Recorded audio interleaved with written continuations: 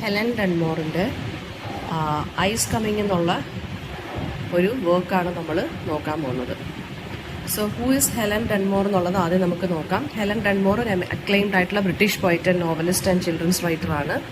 Orange Prize for ഫിക്ഷന് കിട്ടിയിട്ടുണ്ട് അദ്ദേഹത്തിൻ്റെ വർക്കായിട്ടുള്ള എ സ്പെൽ ഓഫ് വിൻ്റർ എന്നുള്ള പോയത്തിന്. ആൻഡ് അദ്ദേഹത്തിൻ്റെ പോയട്രി എന്ന് പറയുന്നത് നേച്ചറിനെ കുറിച്ചും മോർട്ടാലിറ്റിയെക്കുറിച്ചും ഈ ഹ്യൂമൻ ബീയിങ്സിൻ്റെ നെഗറ്റീവ് ഇമ്പാക്റ്റ് എന്താണ് എൻവയോൺമെൻറ്റിൽ, ഈ കാര്യങ്ങളാണ് അദ്ദേഹം ഡിസ്കസ് ചെയ്യുന്നത്. സോ ഈ ഐസ് കമ്മിങ് എന്നുള്ള പോയം എന്ന് പറയുന്നതും ക്ലൈമറ്റ് ചേഞ്ചിനെ കുറിച്ചും എക്കോളജിക്കൽ ഡിസ്ട്രക്ഷനെ കുറിച്ചും അതുപോലെ തന്നെ ഹ്യൂമൻ എക്സിസ്റ്റൻസിൻ്റെ ആ ഒരു ചേഞ്ചിങ് നേച്ചറിനെ കുറിച്ചുമാണ് പറയുന്നത്. സോ ഐസ് കമ്മിങ് എന്ന് പറഞ്ഞു കഴിഞ്ഞാൽ ശരിക്കും പറഞ്ഞാൽ നമ്മുടെ വേൾഡിൽ ഒരു വാർണിംഗ് പോലെ കൊടുക്കുവാണ് ആര്, നമ്മുടെ പോയറ്റ്. അതായത് ഹ്യൂമൻ ബീങ്സിൻ്റെ ആക്ഷൻസ് കാരണം എൻവയോൺമെൻറ്റ് അല്ലെങ്കിൽ എക്കോളജി നശിപ്പിക്കപ്പെടുന്നു. അപ്പോൾ അതിനെതിരെ ഒരു വാർണിംഗ് പോലെ ഹ്യൂമൻ ബീങ്സിന് കൊടുക്കുന്നതാണ് ഈ ഒരു പോയം എന്ന് പറയുന്നത്. സോ നമുക്ക് നോക്കാം stanza by stanza analysis. First സ്റ്റാൻസയ്ക്കകത്ത് അദ്ദേഹം പറയുന്നത് ബീസിൻ്റെ റിട്രീറ്റ് ആണ്. അതായത് BEES ബീസിൻ്റെ റിട്രീറ്റ് എന്ന് പറയുന്നത് ശരിക്കും പറഞ്ഞാൽ നമ്മുടെ എൻവയോൺമെൻറ്റിനെ പ്രതികൂലമായിട്ട് നല്ല രീതിയിൽ ബാധിക്കുന്നൊരു കാര്യമാണ് ബീസ് എന്ന് പറയുന്നത്. സോ അത് ബീസിൻ്റെ റിട്രീറ്റാണ് അദ്ദേഹം ഫസ്റ്റ് സ്റ്റാൻസയ്ക്കകത്ത് വാർണിംഗ് പോലെ തരുന്നത്. അതായത് ഇൻഡസ്ട്രിയൽ പൊല്യൂഷനെ അദ്ദേഹം കാണിക്കുന്നു. അതുപോലെ തന്നെ കോൾ സാക്കിൻ്റെ ഇമേജ് പറയുന്നുണ്ട്. അതായത് കൽക്കരിയുടെ ചാക്കുകൾ അത് സജസ്റ്റ് ചെയ്യുന്നതെന്ന് വെച്ചാൽ എന്താണ്, ആ എൻവയോൺമെൻറ്റിൻ്റെ എക്സോഷൻ അല്ലെങ്കിൽ ബേർഡനാണ് കാണിക്കുന്നത്. അത് ഇൻഡസ്ട്രിയൽ പൊല്യൂഷനുമായിട്ട് ലിങ്ക്ഡായി കാണിക്കുന്നു. പിന്നെ സമ്മറും അതുപോലെ തന്നെ എന്താണ്, സമ്മർ സീസണിനെ കുറിച്ചും പിന്നെ അതുപോലെ തന്നെ വിൻ്റർ സീസണിനെ കുറിച്ചും അദ്ദേഹം ഒരു കോൺട്രാസ്റ്റ് നൽകുന്നുണ്ട്. ഓഗസ്റ്റിൽ ഐസ്ക്രീം ക്ലാമർ ഓഫ് ഓഗസ്റ്റ് എന്ന് അദ്ദേഹം പറയുന്നുണ്ട്. ആൻഡ് ഓൾസോ ഇനി വരാൻ പോകുന്ന കോൾഡ് എന്ന് പറയുന്നത് ഒരു ഡ്രാസ്റ്റിക് ആയിട്ടുള്ള ക്ലൈമറ്റ് ഷിഫ്റ്റിനെ കാണിക്കുന്നു. അതായത് സമ്മർ സീസൺ അങ്ങോട്ട് തീരാൻ പോവുകയാണ്. അപ്പോൾ അതിൻ്റെ ഇടയ്ക്കൂടെ തന്നെ പെട്ടെന്ന് തന്നെ ഒരു വിൻ്ററിൻ്റെ ഹിൻറ്റ് അദ്ദേഹം തരുന്നുണ്ട്. അപ്പോൾ ഐസ്ക്രീമിൻ്റെ കാര്യം അദ്ദേഹം പറയുന്നുണ്ടെങ്കിലും അതായത് ഓഗസ്റ്റ് സീസൺ എന്ന് പറയുമ്പോൾ സമ്മർ അങ്ങോട്ട് തീരാൻ പോകുന്നതേ ഉള്ളൂ. പക്ഷെ അതിന് മുന്നേ തന്നെ എന്താണ് ഐസ്ക്രീം ക്ലാമർ വരുന്നു എന്നാണ് പറയുന്നത്. അതായത് കോൾഡ് അല്ലെങ്കിൽ വിൻ്റർ സീസണിൻ്റെ ഒരു ഹിൻറ്റാണ് അദ്ദേഹം ഇതിനകത്ത് തരുന്നത്. അപ്പോൾ ഒരു ഡ്രാസ്റ്റിക് ആയിട്ടുള്ള ക്ലൈമറ്റ് ഷിഫ്റ്റിനെ കുറിച്ചാണ് അദ്ദേഹം ഫസ്റ്റ് സ്റ്റാൻസയ്ക്കകത്ത് പറയുന്നത്. സെക്കൻഡ് സ്റ്റാൻസയ്ക്കകത്ത് എന്താണ്, ബീയുടെ ഡിസപ്പിയറൻസിനെ കുറിച്ച് വീണ്ടും പറയുവാണ്. അതായത് ഫ്ലവേഴ്സിലൊന്നും ഫ്രാഗ്രൻസ് ഇല്ല, എൻവയോൺമെൻറ്റൽ ഇംബാലൻസിനെയാണ് അത് കാണിക്കുന്നത്. ബീസ് എന്ന് വെച്ചാൽ പോളിനേഷൻ നടത്തുന്ന ഒന്നാണല്ലോ, ഇൻസെക്റ്റ് ആണല്ലോ ബി എന്ന് പറയുന്നത്. സോ അവിടെ ഫ്ലവേഴ്സ് ഒന്നും ഇല്ല, പോളിനേഷൻ നടത്തിയാലല്ലേ ഫ്ലവേഴ്സ് ഉള്ളൂ. അപ്പോൾ ഫ്ലവേഴ്സ് ശരിക്കും പറഞ്ഞു കഴിഞ്ഞാൽ ഫ്രേഗ്രൻസ് പോലും ഇല്ല, അതായത് ഫ്ലവേഴ്സിൻ്റെ സ്മെല്ലൊന്നും ഇല്ല, ഫ്ലവേഴ്സേ ഇല്ല. ബിക്കോസ് ബീസ് എന്താണ് ഡിസപ്പിയർ ആയിക്കൊണ്ടിരിക്കുവാണ്. പിന്നെ ആ ഒരു വിൻ്റർ സീസൺ അല്ലെങ്കിൽ കോൾഡ് എന്നും പറഞ്ഞൊരു ഇവിടെ പറയുന്നുണ്ട്. കോൾഡ് എന്ന് വെച്ചാൽ ഇവിടെ ഉദ്ദേശിക്കുന്നതെന്ന് വെച്ച് കഴിഞ്ഞാൽ എന്താണ്, ഇനി വരാൻ പോകുന്ന ഡെത്ത് അല്ലെങ്കിൽ ഡിസ്ട്രക്ഷനെയാണ് അദ്ദേഹം പറയുന്നത്. തേർഡ് സ്റ്റാൻസയ്ക്കകത്ത് അദ്ദേഹം പറയുന്നതെന്ന് വെച്ച് കഴിഞ്ഞാൽ കുറച്ച് ലൊക്കേഷൻ, വെൽ നോൺ ലൊക്കേഷൻസിനെ കുറിച്ചാണ് പറയുന്നത്. സ്നോഡൻ എന്നുള്ള സ്ഥലം, തെംസ് എന്നുള്ള റിവർ, പ്രൊമനേഡ് എന്നുള്ള സ്ഥലം, അതൊക്കെ എന്ന് വെച്ച് കഴിഞ്ഞാൽ എന്താണ്, ഐസായി മാറിക്കൊണ്ടിരിക്കുവാണ്. അതായത് വൈഡ് സ്പ്രെഡ് ആയിട്ട് ഈ വിൻ്റർ സീസൺ ഇങ്ങനെ പെട്ടെന്ന് നെഗറ്റീവായിട്ട് ഇമ്പാക്റ്റ് ചെയ്തുകൊണ്ടിരിക്കുകയാണ്.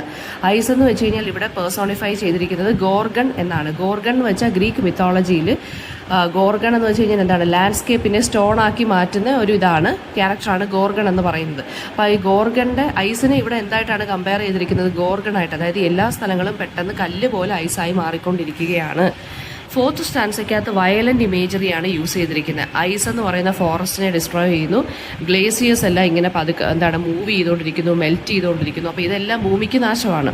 അപ്പോൾ ഗ്ലേസിയർ എന്ന് വെച്ചാൽ ഇതിനെ ഇമ്പോർട്ടൻ്റ് ആയിട്ട് എലഫൻ്റ് ആയിട്ട്, ഗ്ലേസിയർ എന്ന് വെച്ചാൽ ഹ്യൂജ് മാസ് ഓഫ് ഐസ് എന്ന് വേണമെങ്കിൽ പറയാം നമുക്ക്. അപ്പോൾ അതിനെ എലിഫൻ്റ് ആയിട്ടാണ് കമ്പയർ ചെയ്തിരിക്കുന്നത്. അത് വളരെ മാസീവ് ആണെന്നും അതിനെ ഒരിക്കലും ആർക്കും ഡിഫീറ്റ് ചെയ്യാൻ പറ്റില്ലെന്നുമാണ് അദ്ദേഹം പറയുന്നത്.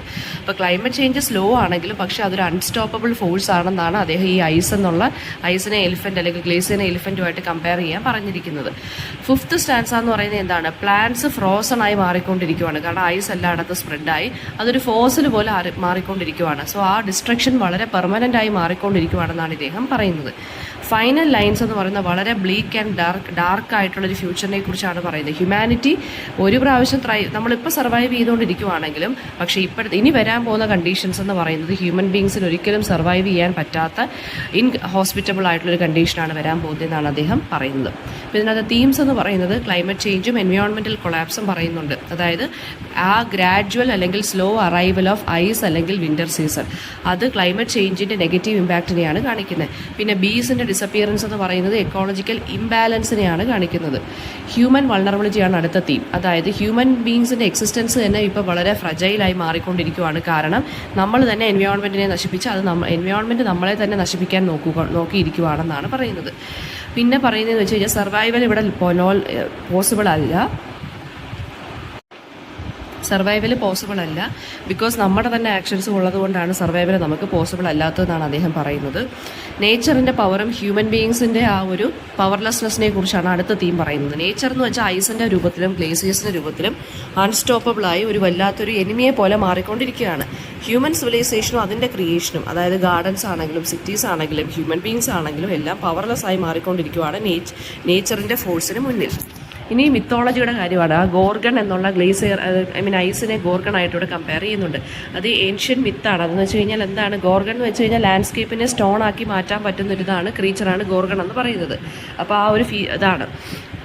അപ്പോൾ അത് ഐസിനെ ഇവിടെ ഗോർഗണായിട്ട് കമ്പയർ ചെയ്യുന്നു. അതുപോലെ തന്നെ എന്താണ് ബിഗ് ഫൂട്ട് എന്ന് പറഞ്ഞൊരു വേർഡ് അവിടെ മെൻഷൻ ചെയ്യുന്നുണ്ട്. ബിഗ് ഫൂട്ട് അതെന്ന് വെച്ച് കഴിഞ്ഞാൽ ഒരു മിത്തോളജിക്കൽ ഫിഗേഴ്സാണ് ഇതെല്ലാം. അതെന്ന് വെച്ചാൽ സജസ്റ്റ് ചെയ്യുന്നത് ഫ്യൂച്ചർ ജനറേഷൻ എന്ന് പറയുന്നത് ശരിക്കും പറഞ്ഞു കഴിഞ്ഞാൽ ഈ ഇപ്പോഴത്തെ ഒരു ക്ലൈമറ്റ് ക്രൈസിസ് എന്ന് പറയുന്നത് എന്താ പറയുക, അവരെയും ബാധിക്കുന്നൊരു കാര്യമാണ് എന്നാണ് ആര് പറയുന്ന പോയിന്റ് പറയുന്നത്.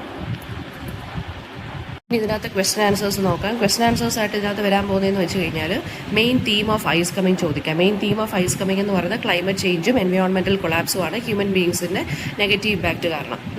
അത് ഗ്രാജുവൽ ആണ് ക്ലൈമറ്റ് ചേഞ്ച്, പക്ഷേ അൺസ്റ്റോപ്പബിൾ ആണ്. ഐസിൻ്റെ അഡ്വാൻസ് അതിനെ കാണിക്കുന്നു, ഡിസ്ട്രോയ് ചെയ്തുകൊണ്ടിരിക്കുവാണ്, ഗ്ലോബൽ വാർമിംഗ് കൊണ്ടുവരുന്നു, എക്കോളജിക്കൽ ഇംബാലൻസിനെ കാണിക്കുന്നു.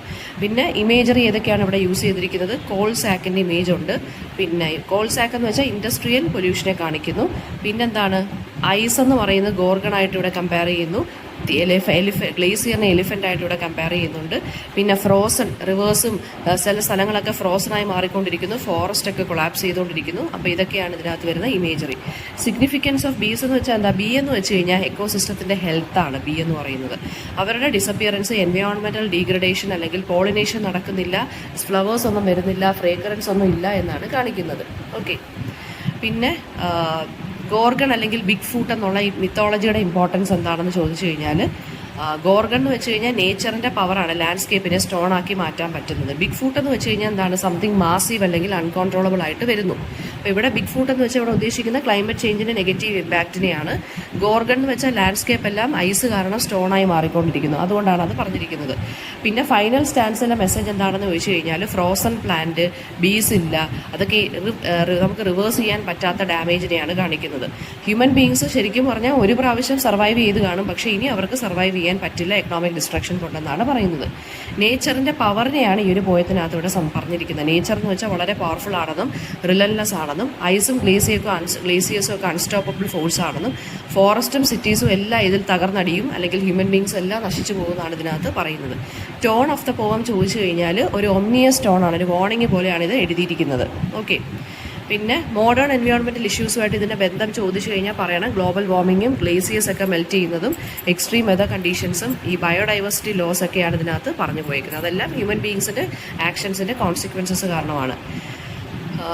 പിന്നെ ഓവറോൾ മെസ്സേജ് എന്ന് വെച്ചാൽ എൻവയോൺമെൻറ്റൽ ക്രൈസിസിനെതിരെ ഒരു വാർണിംഗ് തരുവാണ് അദ്ദേഹം. ഇപ്പോൾ ഈ നമ്മൾ കണ്ടിന്യൂ ചെയ്തിരിക്കുന്ന ഈ ക്രൈസിസ് ഇപ്പോഴും കണ്ടിന്യൂ ചെയ്ത് നമ്മൾ നേച്ചറിനെ ഇപ്പോഴും നശിപ്പിച്ചുകൊണ്ടിരിക്കുകയാണെന്നുണ്ടെങ്കിൽ നേച്ചർ എന്ത് ചെയ്യും? ഹ്യൂമൻ ബീയിങ്സിൻ്റെ കയ്യിൽ നിന്ന് വേൾഡിനെ റീക്ലെയിം ചെയ്തെടുത്തുകൊണ്ട് പോകുമെന്നാണ് പറയുന്നത്. പിന്നെ അവസാനം ഹ്യൂമൻ ബീയിങ്സിന് അൺഇൻഹാബിറ്റബിൾ ആയിട്ട് എർത്ത് മാറുമെന്നാണ് അദ്ദേഹം പറയുന്നത്.